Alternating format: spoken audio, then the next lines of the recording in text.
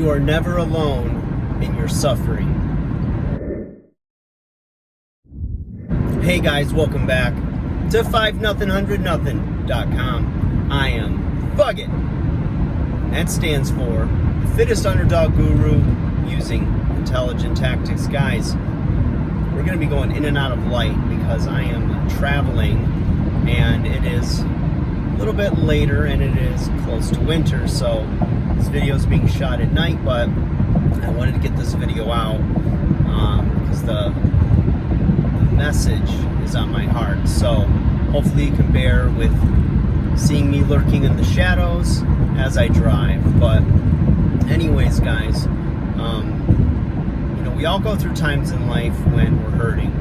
It could be from a death, loss of relationship, maybe a change of your health, maybe some health concerns. I mean, there's a lot of things that the human experience brings. It brings a little bit of everything, a little bit of joy, excitement, disappointment, all kinds of stuff, right?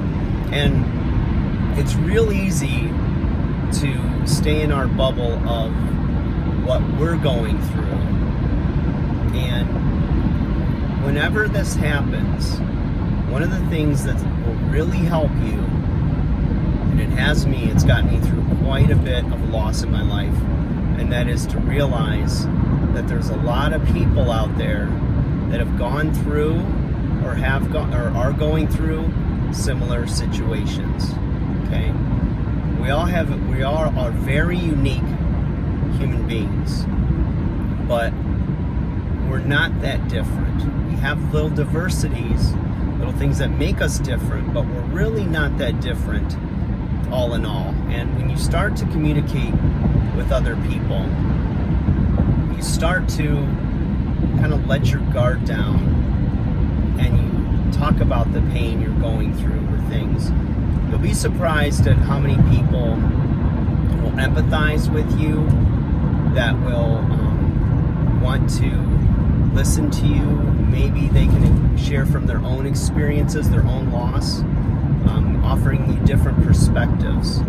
And it can go a long way. It can go a long way to help you to heal, to deal with whatever it is you're going through, and to make you, at the end of the day, a more whole, well-rounded person when you choose to do the work on yourself.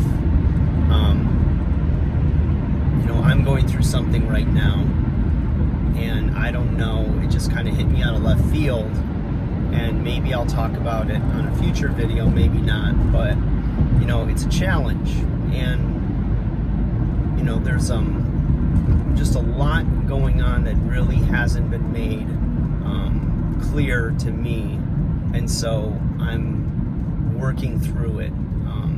It was something that was out of my control, something that I felt like came out of left field, and it's if I was to say it's devastating, that would not be an overstatement of what's going on. But the fact of the matter is, I have some really supportive family and friends, and it's helped me to direct my attention back to the Creator, looking for answers, and also it's caused me to look within to understand my part in everything, and how I can improve and not let things like this happen again in my life. And so with every situation that happens, whether you can control it or not, the one thing you can control is your response to it. There was a guy, a pastor years ago, and he wrote a really amazing and famous poem called "Let Your Attitude Be Your Gratitude." And he said that life is 10% what happens to you, and 90% how you choose to react to it. And it's something that I think you should really try to ingrain in your system, in your spirit, because you never know when a life-changing event or some challenge is going to come your way, and when you're going to need that type of advice to really help you through. And it doesn't necessarily ease the pain or give you answers, knowing that you have the choice to react to it the way it's going to be beneficial for you and bring healing, understanding, and make you whole and a better version of yourself. But the thing is that you have to own the things that you did that caused or contributed to the situation you're in. That way you can learn from it and never do it again, or do it better the next time. And there's always, no matter who you are in life, if you don't have any regret in your life, you've not lived long enough. And you will have regrets, but you can't be stuck in those moments. You can't let it define the rest of your life. All you can do is seek to have any closure or healing or something that you can as far as your side of the control of it. And then the rest of it is on you to take control and become a better version of yourself. It's a great time when your heart is raw and open up to try and reflect on what happened. And sometimes it takes time. You'll go through stages of grief, trying to figure out and understand. And you need to, if you're going through something, the best thing I can tell you is to slow down a little bit. Don't make any rash decisions. Take care of your body, whether that means some exercise, some extra sleep. Really fine-tune your diet and try to improve your nourishment, because you're going to need it, because when you're in emotional stress, you burn a lot of energy.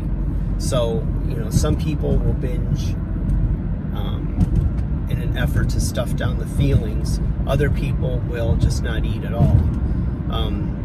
You need to almost have a plan of, this is what I'm going to do. Don't overestimate what you can do as far as taking care of yourself or taking care of your career or whatnot. Sometimes you need a little distraction. So if you can meet with friends or family and people that are supportive and are going to build you up and aren't prone to negative, destructive habits.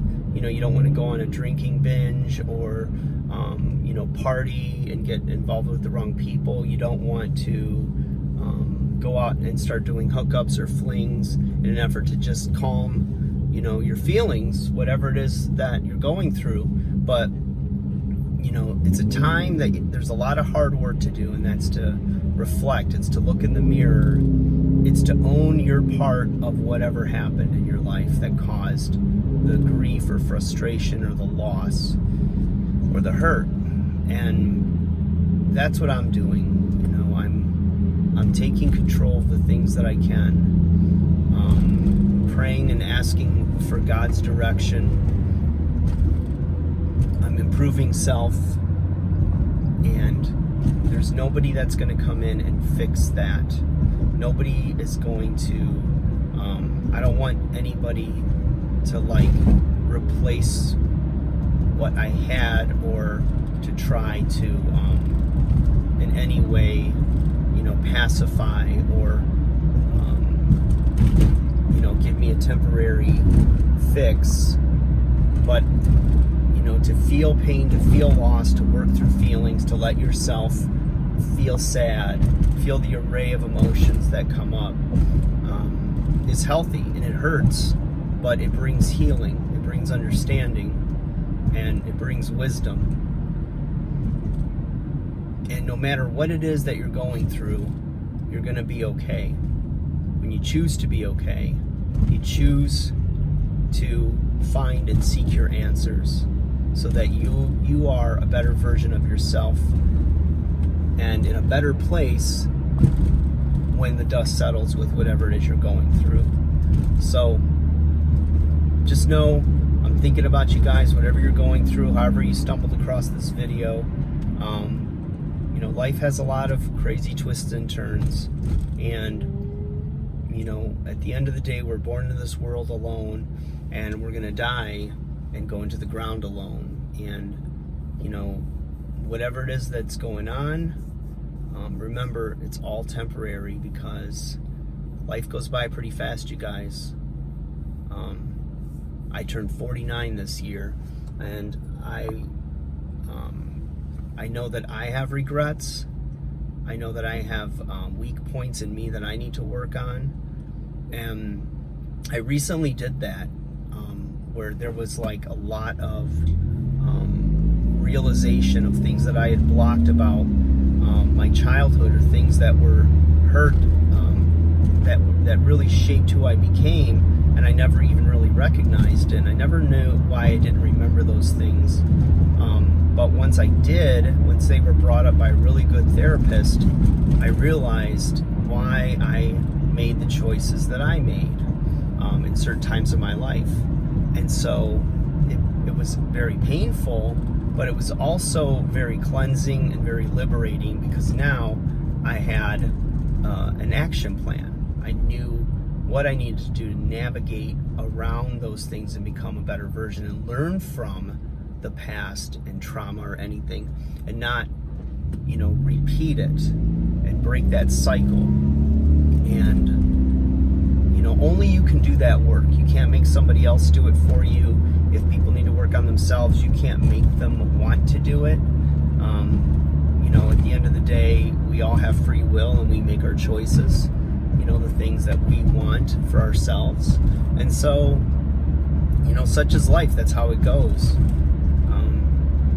You know, like I said, we're not here very long, and there's no such thing as perfection, and we always need work. Even when you have things that, like, you know, you pretty much want them, everything is always in a state of flux, or a state of possible and hopeful improvement. And you know, you need to extend a little grace to other people, and you need to extend some grace towards yourself as well.